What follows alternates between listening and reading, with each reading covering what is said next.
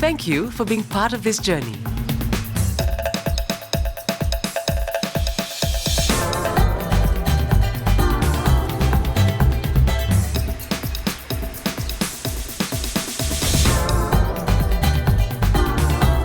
Celebrating 2 decades of Pacific stories. Brought to you by the Secretariat of the Pacific Community.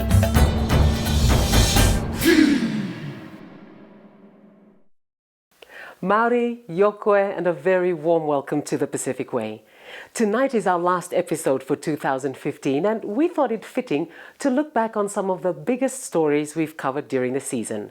So first, we take you to the North Pacific, to the small island atoll of Marshall Islands, to look at how they are coping with rising sea level and increased coastal erosion. The Pacific Community, or SPC, worked with the government to strengthen their capacity to enhance community resilience to climate variability and change. Let's now take you to Waja Island in Ailing Laplap Atoll.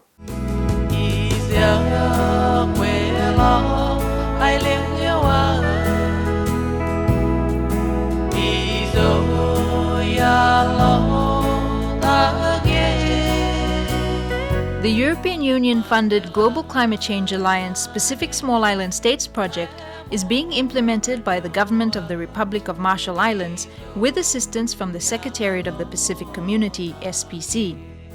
The project is strengthening the government's capacity, particularly the Ministry of Public Works, to plan, design and construct hard and soft coastal engineering protection measures that will help the country's many atolls cope with rising sea level and increased coastal erosion. Better coastal planning and management will enhance community resilience to climate variability and change.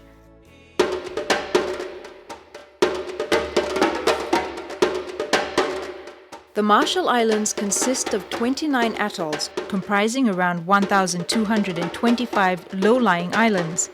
Most of these are less than 3 meters above sea level.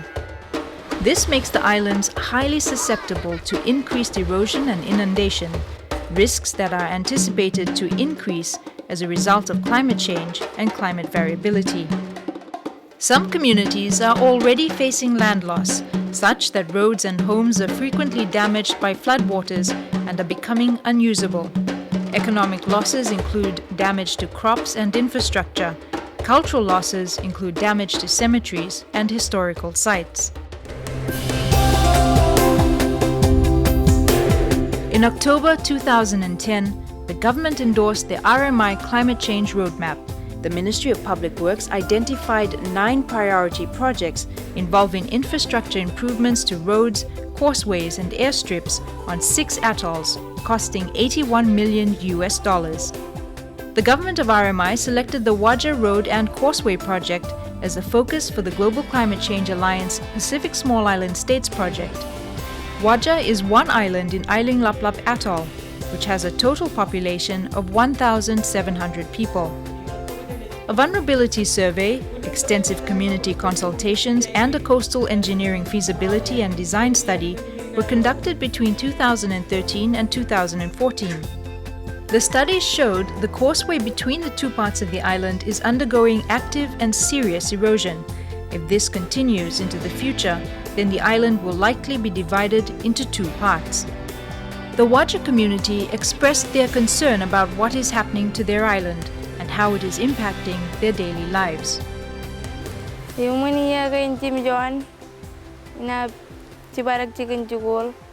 During the last 7 years, it's been hard at times to get to school. I can't cross the causeway because of the high tide, so I have to wait for the tide to go down. When work on the causeway is completed, it will be better for us because I won't miss any classes or school days.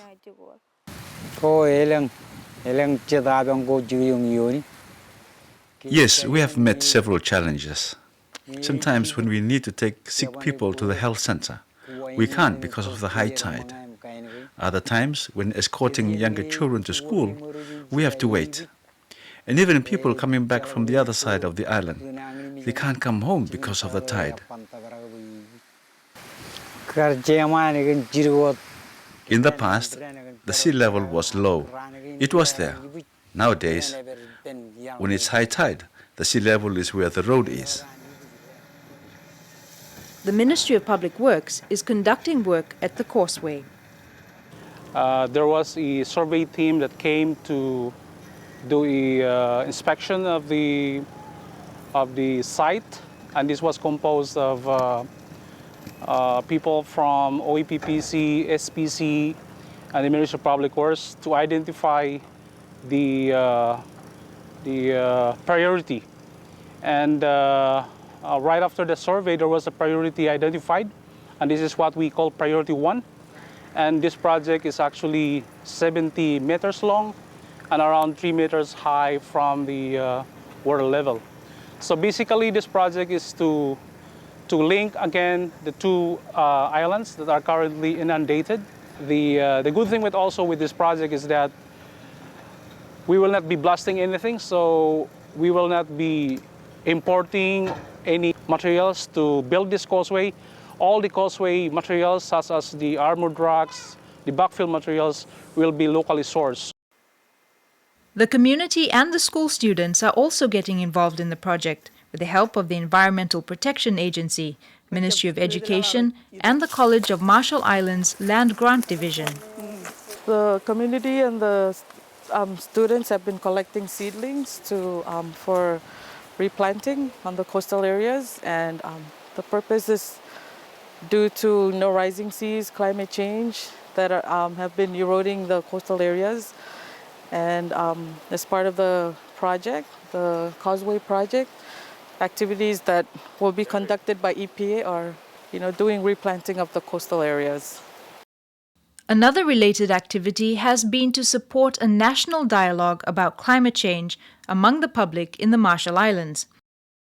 A climate change glossary is also under preparation.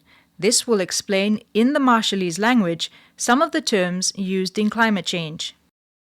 Basically, the idea of the glossary came about because during our consultations with the community, we wanted to ensure that everyone was on the same page and understood the terminologies used in climate change. We do hope that through collaboration with our Ministry of Education, this will eventually be integrated into the school curriculum. The project has faced several challenges during its implementation. This involved several trips to the outer islands over several months to solicit landowners' approval and support. Acquiring consent and support has its challenges with the complex land system in the RMI. This involves 3 tiers of chiefs, and you need to acquire approval from each of the 3. The sparse and scattered nature of islands and atolls in the Marshall Islands makes communication and transportation to the outer islands very difficult. For instance, in 2012, a severe drought in the northern atolls meant that all available boats and ships were deployed to assist in the drought emergency, and as a consequence, the start of the project activities was delayed. There are only 2 ships available to the Ministry of Public Works to transport construction equipment and material to Waja. In addition, there is no proper jetty in Waja.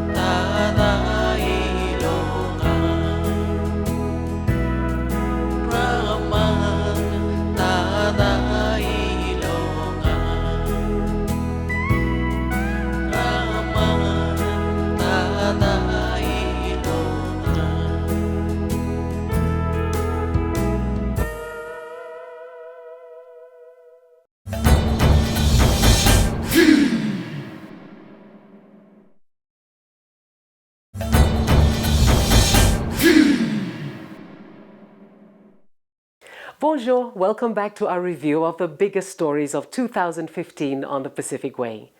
This year also marked a milestone for the Pacific Way, where we celebrated our 20th year anniversary. From our humble beginnings in 1995, the show has grown and is now seen in many Pacific countries. We take you behind the scenes now and show you some of the footage never seen before. Enjoy. Welcome to the Secretariat of the Pacific Community in Nambour, Fiji, where the production of the Pacific Way program is put together.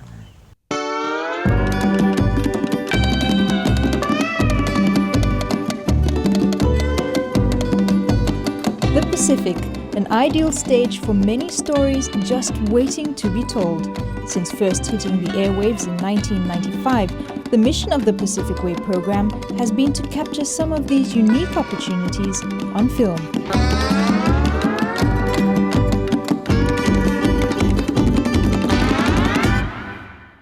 We have stories, we have heaps of stories that we want to adapt into this film industry. Because we know our own cultures, we know our own people. The image that we take are sometimes too sensitive. We know when to take them, when not to film. That's why it's important for us to know our own story and transfer these stories into the medium that is very powerful, and that is film and television. The show has been an opportunity for us Pacific Islanders to really appreciate our own culture, our own traditions, our languages, our clothing, fashion, even appreciate the kind of challenges that we're facing now with environmental challenges being faced by us, food security. So the show's been an all-rounder in terms of educating us Pacific Islanders about us.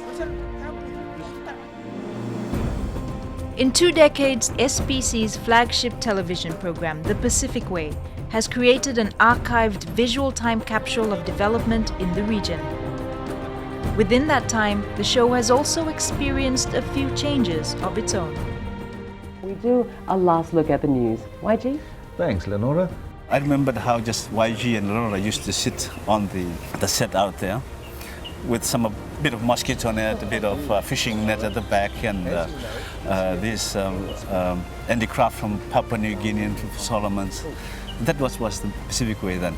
We sat on the ground in front of this tanoa that people used to tell us afterwards never used to look like it got used. So we had to have the crew come and drink the grog every now and then during a shoot. And we had a lot of props in the back. We had a set designer.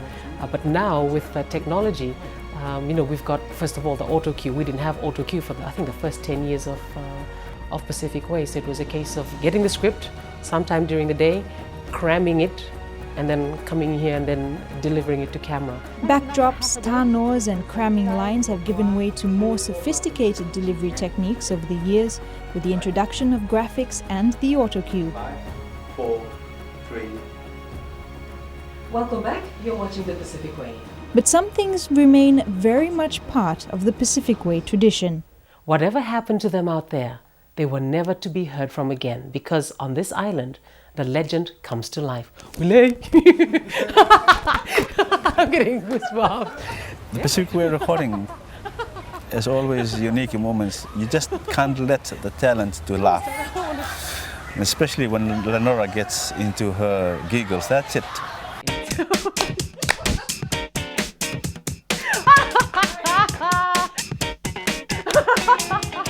Focus, focus, focus.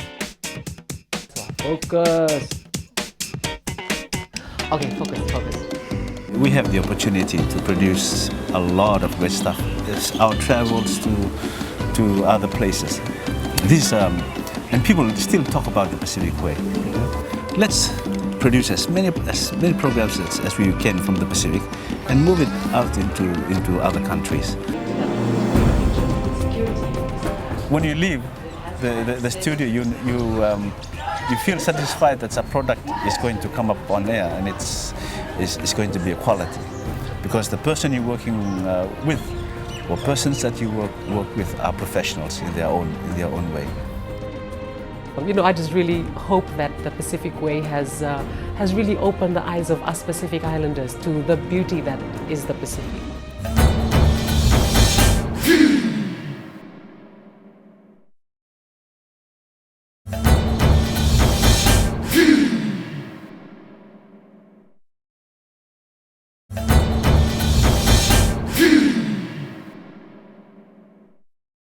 Welcome back to the Pacific Way Look Back for 2015. On the beautiful islands of Ureparapara and Vanuatu in Vanuatu's Toba province, the Pacific Community and the United States Agency for International Development worked with the national government and local communities to strengthen the nation's resilience to climate change and disaster risk. This video showed how those living in this remote province are enthusiastically cultivating new opportunities to diversify food production and earn some extra income while adapting to the climate-related challenges around them.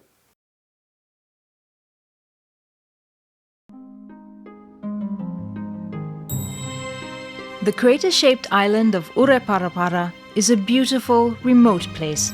It and many of the neighboring islands in Vanuatu's Toba province are only accessible by boat, and life here takes on a different pace, even in the province capital Sola, located on the island of Vanuatu. But while far removed from the heavy commercial industry, sky-rise buildings and traffic of the main urban centers, the geographical and socio-economic landscape of these quiet and distant shores remain vulnerable to the impacts of climate change and natural disasters.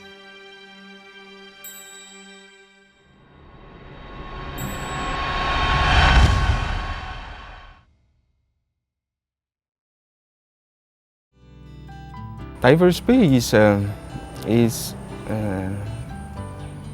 situated within the bay of Ureparapara Island, and the population of Diverse Bay is around 266 people and about 64 households or so when we started the project.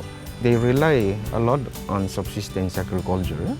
The challenge they face is really the quality of their agricultural lands. There's also low consumption of fish because the island, they are very limited fishing ground. So their food security situation is already vulnerable. Initial assessments found that close to 30% of food consumed on Ureparapara is imported. To promote healthier alternatives as well as income generation opportunities, the project incorporates an integrated farming approach that encompasses agroforestry, crop and livestock diversity, planting material supply, as well as pest and disease monitoring and prevention. We will building two breeding centers for local chicken, more goats lomdisia, more one place for distribution for side for pig. Yes, lo sola. Lo para ikat we building one breeding centers for duck, more one for goat.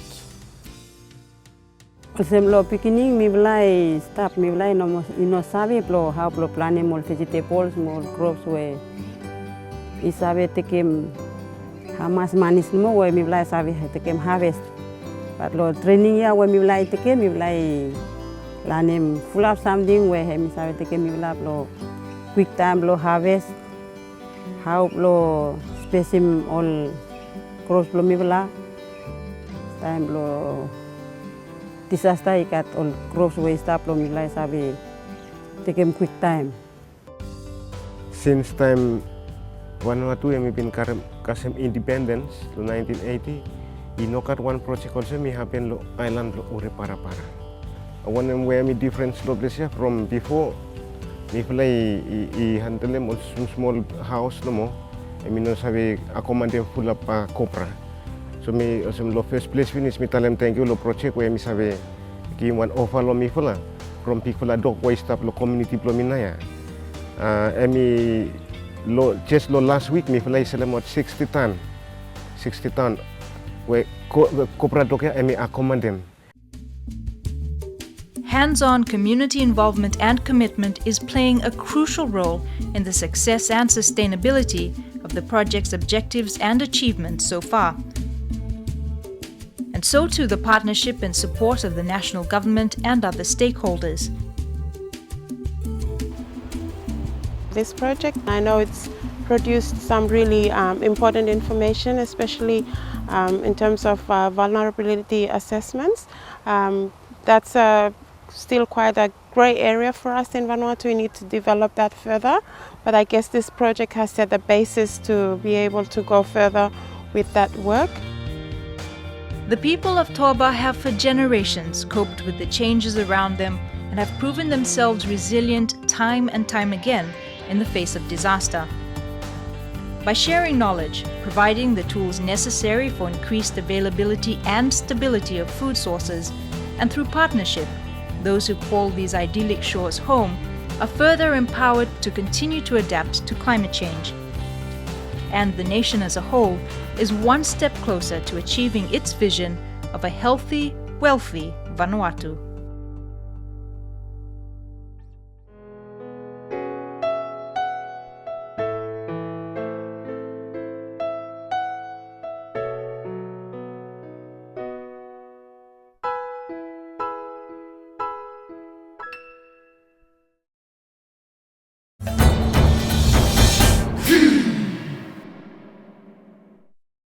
We hope you've enjoyed this season of the Pacific Way as much as we've enjoyed your company. We'd also like to thank all the divisions within SPC and our development partners who enabled us to bring you stories throughout the year. You can find more about tonight's story or the Pacific Way on YouTube and on Facebook. We look forward to your company again next year. Until then, a very Merry Christmas and Happy New Year. Ba Yokwe Konenom Mwademanda. Thank you for being part of this journey.